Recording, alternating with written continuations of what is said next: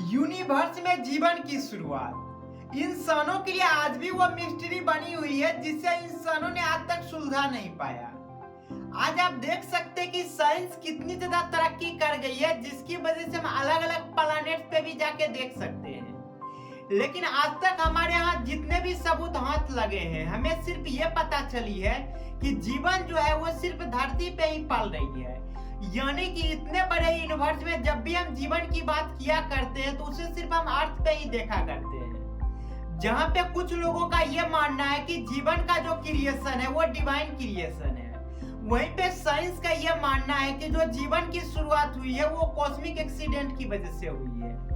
लेकिन आज तक किसी ने ये एक्सप्लेन नहीं कर पाया कि अगर ये गॉड का क्रिएशन है या फिर डिवाइन क्रिएशन है तो सिर्फ अर्थ पे ही क्यों हुआ।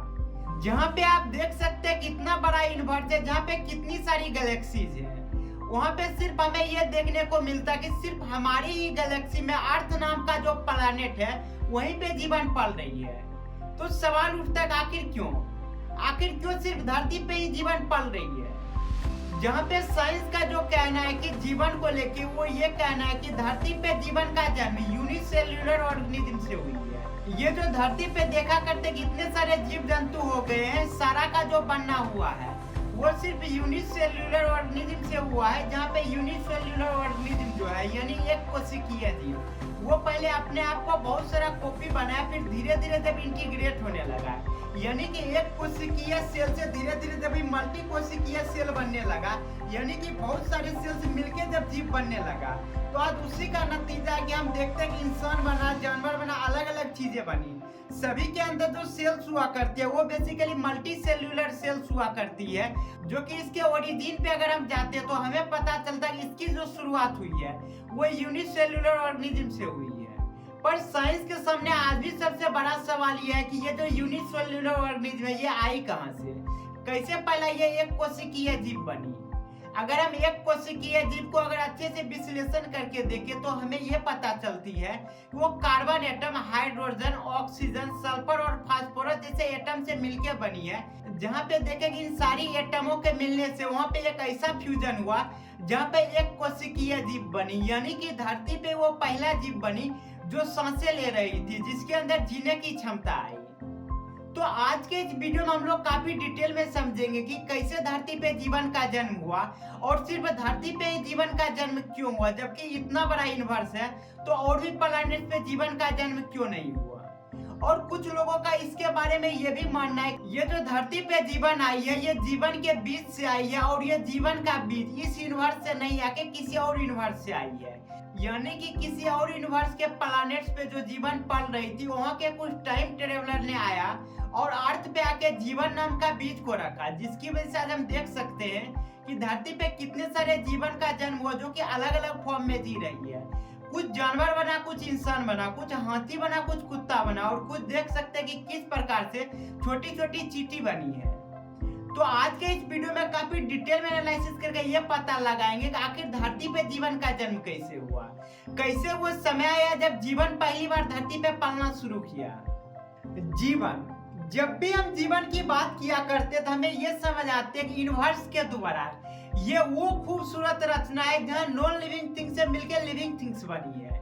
यानी कि जितने भी लिविंग थिंग्स है अगर इसको आप एनालिसिस करने जाएंगे तो आपको ये समझ आएगी कि ये नॉन लिविंग एटम से मिलकर बनी है, जिसके कॉम्बिनेशन कुछ इस प्रकार से हुआ है कि ये सांसें लेने लगी है। यानी कि नॉन लिविंग थिंग्स के अंदर जब आत्मा का जन्म होता है तो वो धीरे धीरे क्या करती है, वो सांसें लेना शुरू करते हैं, वो अपने आप को ग्रो करना शुरू करती है। लेकिन आज भी वही सवाल है कि ये पहला सोल कहाँ से आया। तो बेसिकली सोल कुछ भी नहीं हुआ करती है जब कॉन्शियसनेस खुद को इतना इवॉल्व कर लेती है, इतना डेवलप कर लेती है कि वो बहुत सारे कॉन्शियसनेस को एक साथ जोड़ सके।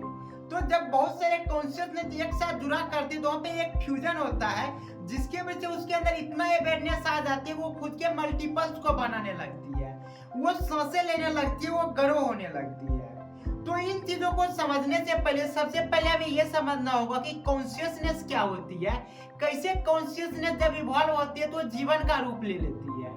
यानी कि कॉन्शियसनेस पहले खुद को इतना इवॉल्व करती है वो सोल्स में बनती है और सोल्स जो होती है वो बेसिकली जीवन को ड्राइव करती है। यानी कि जितने भी लिविंग थिंग्स हुआ करते हैं सभी के अंदर सोल्स हुआ करती है।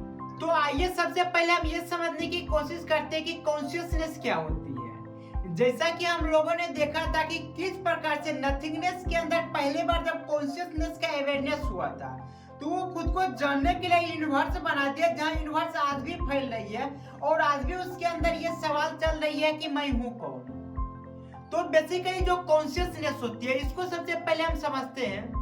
तो बेसिकली ये जो कॉन्शियसनेस होती है ये कोई एक्सटर्नल चीजें नहीं होती और न ही कोई फिजिकल एंटिटी होती है। जैसे कि एक हाइड्रोजन एटम है, वो हाइड्रोजन एटम होने की जो प्रॉपर्टी होल्ड करती है इसे ही हम लोग कॉन्शियसनेस बोला करते हैं। जैसे कि आप देख सकते हैं हमारे हाथ में ये जो बोतल है, बोतल के अंदर जो ये प्रॉपर्टी है, ये जो जानता है कि मैं बोतल हूँ, ये जो प्रॉपर्टी को होल्ड करने की क्षमता होती है इसे ही बेसिकली हम लोग कॉन्शियसनेस कहा करते हैं। यानी कि नथिंगनेस के अंदर जो नथिंगनेस होने की प्रॉपर्टी थी, इसी प्रॉपर्टी को होल्ड करने की प्रॉपर्टी कॉन्शियसनेस कहलाती है। यानी कि कोई चीज है और वो चीज क्यों है इस चीज की जानकारी रखना ही वो कॉन्शियसनेस कहलाती है। तो जितने भी आप एटम देखा करते हैं, चाहे वो हाइड्रोजन एटम हो या ऑक्सीजन एटम, जब भी हम देखा करते हैं कि हाइड्रोजन के अंदर कितने इलेक्ट्रॉन्स है, ऑक्सीजन के अंदर कितने इलेक्ट्रॉन्स है, ये जो इलेक्ट्रॉन्स का जो कॉन्फ़िगरेशन होता है, ये जो प्रॉपर्टी होता है, इसी को होल्ड करने की प्रॉपर्टी को ही कॉन्शियसनेस कहा करते हैं।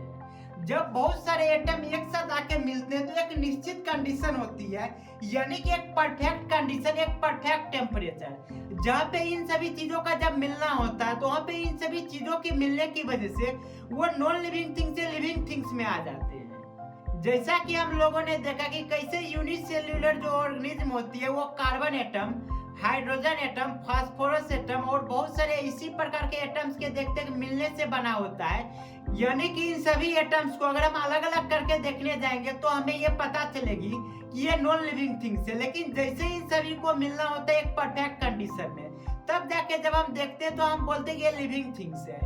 यानी कि ये सांसें ले रही है, ये खुद को ग्रो कर रही है। तो यहाँ पे एक और सोचने वाली चीज ये है कि ये नॉन लिविंग थिंग्स से मिलकर लिविंग थिंग्स कैसे बनती है।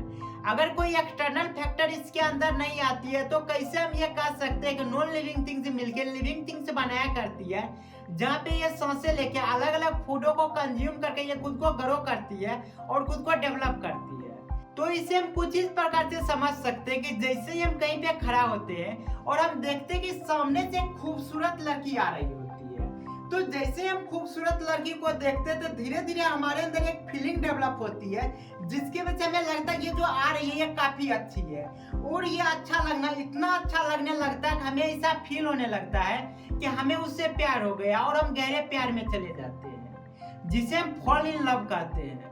तो यहाँ पे आप देख सकते हैं कि किस प्रकार से हमारे अंदर लव का इमोशंस आने लगता है, जबकि उस लड़की के अंदर से कोई ऐसी चीज हमारे अंदर नहीं आई है जिसकी वजह से हमारे अंदर ये फीलिंग आई है। जबकि अगर वो लड़की हमें देख भी नहीं रही होती है, सिर्फ अगर हम ही उसको देख रहे होते हैं और उसकी खूबसूरती हमें इतना अट्रैक्ट कर लेती है कि हमें ऐसा फील होने लगता है कि अब इसके बिना जी नहीं सकते। यानी कि अब हमारे जीवन के लिए ये उतना ही जरूरी है जितना कि हमारे लिए ऑक्सीजन जरूरी है। ये फीलिंग कभी कभी इतना ज्यादा बढ़ जाती है कि अगर वो नहीं मिलती है तो हमारा जीवन बर्बाद हो जाती है। यानी कि हम जीना भूल जाते हैं, उसके बिना अपनी जिंदगी इमेजिन भी नहीं कर सकते हैं। तो यहाँ पे आप देख सकते हैं कि कैसे दो चीजों के मिलने से, यानी कि सामने एक लड़की है और यहाँ पे एक हम है, इन दोनों के बीच पहले कोई कनेक्शन नहीं थी, लेकिन जैसे हम उसको देखते हैं तो हमारे अंदर एक फीलिंग आ जाती है जिसे हम प्यार की फीलिंग कहते हैं, जिसकी वजह से एक कनेक्शन जुड़ जाती है। उसी प्रकार से जब नॉन लिविंग थिंग्स यानी अलग अलग एटम जब आके मिलते हैं और एक निश्चित कंडीशन होती है तो वहाँ पे क्या होता है, जीवन का जन्म हो जाता है। यानी कॉन्शियसनेस खुद को इतना अवेयर कर लिया कि वो सोल्स में कन्वर्ट हो गई। जब भी हम सोल्स की बात किया करते हैं तो कभी भी एक कॉन्शियसनेस से नहीं आया करती है। जब बहुत सारे कॉन्शियसनेस एक साथ मिला करती है तो उसके मिलने की प्रॉपर्टी से जो नई प्रॉपर्टी आती है उसे हम सोल्स कहा करते हैं, और ये सोल्स आने की वजह से कोई सा भी non living things living things में कन्वर्ट हो जाती है। यहाँ पे इसके हम बहुत सारे एग्जांपल देख सकते हैं, जैसे कि हम देखते हैं कि एक पीपल का छोटा सा बीज होता है, महज 1 ग्राम का भी नहीं होता होगा। जब उसे हम जमीन के अंदर लगाते हैं और उसे परफेक्ट कंडीशन मिलती है तो देखते हैं कि पीपल का पेड़ कितना बड़ा वृक्ष में कन्वर्ट हो गया है। जहाँ पे उसका हर एक सेल्स लिविंग थिंग्स में कन्वर्ट हो गई है। यहाँ पे इसके अंदर इतने सारे सेल्स आई कहाँ से? तो यहाँ पे सवाल ये उठता है कि जब सीड्स के अंदर इतना ज्यादा सेल्स थी नहीं तो इतना ज्यादा सेल्स आई कहाँ से? जहाँ पे हम ये समझा करते कि मिट्टी में जो तत्व अवेलेबल हुआ करते जो पेड़ पौधे के लिए काफी ज्यादा जरूरी होती है, जैसे कि carbon atom, hydrogen, nitrogen, phosphorus, sulphur, इस टाइप के बहुत सारे ऐसे चीज हुआ करती है मिट्टी में जो कि एक पौधे के घरों के लिए काफी ज्यादा जरूरी होती है। यानी पौधे नए नए सेल्स बनाए उसके लिए मिट्टी में ये सभी चीजों का होना बहुत ज्यादा जरूरी है। जबकि इंडिविजुअल तौर पे अगर सारे एटम्स को देखें, सारे तत्वों को देखें तो हमें ये पता चलेगी कि सारा का सारा नॉन लिविंग थिंग्स थी, पर जैसे ये पौधे के साथ मिली यानी कि पौधे के बॉडी से होकर गुजरी तो सारा का सारा चीज यहाँ पे हम देख सकते हैं किस प्रकार से लिविंग सेल्स में कन्वर्ट हो गई। यानी कि हम ये कह सकते हैं कि जो बेसिकली सीड्स हुआ करते वो एक कन्वर्टर हुआ करती है जो नॉन लिविंग थिंग्स को लिविंग थिंग्स में कन्वर्ट करती है। तो यहाँ पे आप कुछ लोग ये कह सकते हैं कि जो कन्वर्टर का काम होता है बेसिकली ये बीज के द्वारा होती है। अगर बीज नहीं होती तो ये नॉन लिविंग थिंग्स कभी लिविंग थिंग्स में बनती ही नहीं। तो यहाँ पे हम ये कह सकते हैं कि जो बातें ये कुछ हद तक सही है, लेकिन यहाँ पे सोचने वाली चीज ये है कि जो भी नॉन लिविंग थिंग थी बेसिकली इंडिविजुअल तौर पे जो भी एटम थी वो सारा का सारा नॉन लिविंग थिंग थी, पर इसके अंदर जो प्रॉपर्टी थी लिविंग थिंग्स बनने की ये प्रॉपर्टी पहले से इसके अंदर मौजूद थी। यानी कि इसके अंदर जो कॉन्शियसनेस थी, यानी कि इसके अंदर जो कॉन्शियसनेस थी वो पहले से ही मौजूद थी। बस फर्क इतना था कि इसके कॉन्शियसनेस को इवॉल्व करने के लिए इसको एक फीलिंग की जरूरत थी जो बेसिकली सीड्स ने आके वो फीलिंग दी जिसके वजह से non living things living things में कन्वर्ट हो गई। यानी कि कोई बाहर का चीज नहीं आती है किसी भी चीज को जीवन देने की, सिर्फ जरूरत होती है उसको इवॉल्व करने की। तो जैसे ही कोई सा भी कॉन्शियसनेस अगर इवॉल्व होती है तो वो सोल्स का रूप लेती है और सोल्स का रूप लेते ही वो जीवन को जन्म देती है। जैसे कि हम लोग सागर को देखा करते जो समुंदर हुआ करते उसमें देखते कि लहरें आती है लहरें जाती है। ये जो लहर का चीज होती है जो हम देखते हैं कि पानी काफी ऊपर उठती है, इसका मतलब ये नहीं होता कि पानी के अंदर पहले से गुण नहीं था। जो लहर उठा करती है वो बेसिकली पानी का हुआ करती है। यानी कि सिर्फ महसूस कराने के लिए कि किसी भी सागर के अंदर लहरें भी हुआ करते उसको महसूस कराने के लिए एक फोर्स की जरूरत होती है। जब वो फोर्स मिलती है तो सागर में देखते हैं कि किस प्रकार से लहर आती है और जैसे वो फोर्स खत्म हो जाती है तो हम देखते हैं कि सागर की लहर शांत हो गई। यानी कि सागर में लहर लाने की प्रॉपर्टी पहले से ही थी पर उसको एहसास इस बात का नहीं था। इसी प्रकार से धरती पे जीवन का जन्म हुआ, जितने भी चीज हुआ करते हैं वो सारे के अंदर प्रॉपर्टी होती है वो लिविंग थिंग्स में कन्वर्ट हो सकती है, पर कंडीशन इतनी है कि किसी भी नॉन लिविंग थिंग्स को लिविंग थिंग्स में कन्वर्ट होने के लिए एक परफेक्ट कंडीशन चाहिए। और ये एक बीच की चीजें हुआ करती है जहाँ कोई सा भी non living things living things में कन्वर्ट हुआ करती है और जैसे इसके अंदर से वो फीलिंग जाती है तो फिर से ये नॉन लिविंग थिंग्स बन जाती है। यानी कि आज हम देखते हैं कि हमारे बॉडी में कितना ज्यादा सेल्स हुआ करती है, हर एक सेल्स में जान हुआ करती है। यानी कि हर एक सेल्स एक लिविंग थिंग्स है, पर जैसे इसको इंडिविजुअल लेवल पे सारे एटम को अलग करेंगे एक एक सेल को तो हमें पता चलेगा कि सारा का सारा जो इसका एटम है जिसे हम अलग करके देखने की कोशिश किए, सारा का जो बिहेवियर शो हो रही है वो हो रही है नॉन लिविंग थिंग्स की। यानी कि जब सबका कॉम्बिनेशन होता है और उसमें फीलिंग लाने के लिए एक कंडीशन को लाना पड़ता है जिसके वजह से इसके अंदर की प्रॉपर्टी इवॉल्व होकर जीवन को जन्म देती है। तो यहाँ पे देखने वाली चीज ये है कि जब भी हम ये कहा करते हैं कि एक परफेक्ट कंडीशन में, एक परफेक्ट टाइमिंग में और एक परफेक्ट टेम्परेचर में जब नॉन लिविंग थिंग्स मिला करती है तो वो लिविंग थिंग्स में कन्वर्ट हो जाती है। ये सुनते ही जब इतना ज्यादा परफेक्ट शब्द का यूज करते तो ऐसा लगता है कि ये गिमिक किया जा रहा है।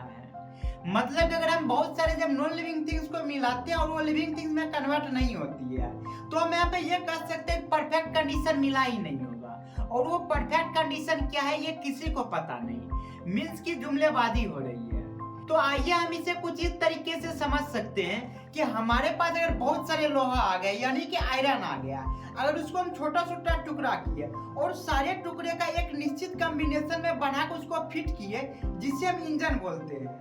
तो यहाँ पे आप देख सकते हैं कि जो कार की इंजन होते हैं या फिर बाइक की इंजन ये बेसिकली मेटल के टुकड़े से बनी होती है। यानी कि जब मेटल के टुकड़े को अलग अलग टुकड़े में बनाया जाता है एक निश्चित कॉन्फ़िगरेशन में और जब सारे कॉन्फ़िगरेशन को अच्छे से अरेंज किया जाता है और जब इस परफेक्ट कॉन्फ़िगरेशन में जब हम पेट्रोल को डालते हैं तो जैसे ही इस इंजन को स्टार्ट करने के लिए थोड़ा सा फोर्स लगाते हैं या फिर इंजन के अंदर स्पार्क को जनरेट करते हैं तो हम देखते हैं किस प्रकार से इंजन स्टार्ट हो जाती है। जब इंजन स्टार्ट हो जाती है इसको स्टार्ट रहने के लिए इसको ऑक्सीजन की जरूरत पड़ती है, इसको फ्यूल की जरूरत पड़ती है जो पेट्रोल से पूरा होती है या फिर डीजल से पूरा होती है। तो आप देख सकते हैं कि पहले भी ये लोहा का टुकड़ा था लेकिन इसको जब तक परफेक्ट कंडीशन नहीं मिली तब तक ये इंजन में कन्वर्ट नहीं हुआ। और यहाँ पे हम लोग ये देखें कि जब तक इन मेटल्स के टुकड़े को एक परफेक्ट कॉन्फ़िगरेशन में एक परफेक्ट शेप में अच्छे से जब तक अरेंज नहीं किए तब तक ये इंजन नहीं बना। और जैसे इसको हम परफेक्ट सारा चीज कर दिए तो ये इंजन का रूप ले लिया और इसके अंदर जब पेट्रोल दिए इसे ऑक्सीजन की भी जरूरत पड़ने लगी और इसको आगे चलने के लिए या फिर जो रन कर दिया इस रनिंग करने के इसमें देखते हैं किस प्रकार से मोशन आ गई, वाइब्रेशन आ गई। यानी कि जितना भी चीज बना हुआ था सारा का सारा मेटल से बना हुआ था। हर एक मेटल में ऐसी कोई प्रॉपर्टी नहीं थी जो अपने आप को वाइब्रेशन दे सकती है, लेकिन जब सबको अच्छे से कॉन्फ़िगर कर दिए तब जाके जो बनी उसे हम कहते हैं इंजन। और इंजन की ये प्रॉपर्टी होती है वो रन करती है तो उसमें मोशन आ जाती है और वो कम करती है।